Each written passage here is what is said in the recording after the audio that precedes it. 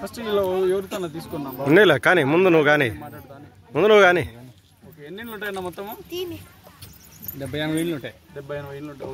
100 ఇళ్ళు ఉంటాయన్న. 100 ఇళ్ళు. ఇది దప్పేపల్లె గ్రామ పరిధి కొండాలపల్లె విజయనగరము. ఓకే రైట్ స్టార్ట్ అన్న. రైట్. అన్నమయ్య జిల్లా రాయచుటి నియోజకవర్గం లక్కిరెడ్డిపల్లె మండలం దప్పేపల్లె గ్రామ పరిధిలోనే కొండవాళ్ళపల్లె పక్కనే విజయనగరం 2 పల్లెలు ఉంటా ఉన్నాయి. మరి ఇక్కడ ఉన్నటువంటి దాదాపు 100 కుటుంబాలు ఇక్కడ వ్యవసాయం చేసుకుంటూ జీవనం సాగించేటువంటి వీళ్ళు దాదాపు 2-3 మాసాలుగా తాగడానికి నీళ్లు లేక తీవ్రంగా ఇబ్బంది పడుతూ ఉన్నారు. ఎందుకంటే ఇక్కడ ఉన్నటువంటి స్కీమ్ బోర్ మాత్రం అరకొరగా నీళ్ళు వస్తూ ఉంటే వాళ్ళు పాపం పొద్దున లేచినప్పటి నుండి సాయంత్రం వరకు ఎప్పుడు నీళ్ళు వస్తాయని చెప్పి సన్నగా వస్తూ ఉంటే ఆ నీళ్ళ కోసం వాళ్ళు పనులు మానుకొని వాళ్ళ పిల్లలు స్కూలుకు పంపించేటువంటి కూడా అన్ని మానుకొని నీళ్ళ కోసం ఎదురు చూస్తూ ఉన్నారు. కనీసం ఇక్కడ దాదాపు ఒక బిందె నిండాలంటే దాదాపు 10 నిమిషాలు పడతా ఉంది. ఆ నీళ్ళ కోసం బిందెలో అందరు పట్టుకొని క్యూలో నిలబడి ఉంటా ఉన్నారు. కాబట్టి గత పాలకులు చూసాం మనం. పైన మనకు వెలిగెల్లు ప్రాజెక్టు ఉంది గాలివీడు మండలంలో.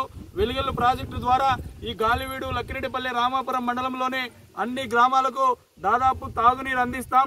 ఇక్కడ ఉన్నటువంటి ఈ 3 మండలాలకు సంబంధించి 24,000 ఎకరాలకు సాగునీరు అందిస్తామని చెప్పి 100 కోట్ల రూపాయలతో వెలిగెల్లు ప్రాజెక్టు నిర్మించారు. మరి ఆ ప్రాజెక్టు ద్వారా ఈ దిగువన ఉన్నటువంటి ఈ గ్రామాలన్నిటికీ కూడా తాగునీరు ఇస్తున్నామని చెప్పి గత పాలకులు ఆర్భాటంగా ప్రకటించారు. కానీ ప్రజలు మాత్రం తాగడానికి నీళ్లు లేక తీవ్రంగా ఇబ్బంది పడుతూ ఉన్నారు. కాబట్టి నేను ఒకటే డిమాండ్ చేస్తా ఉన్నా, నూతన ప్రభుత్వమైనా మీరు కూడా దాదాపు వచ్చి సంవత్సరం కాలం కావస్తా ఉంది.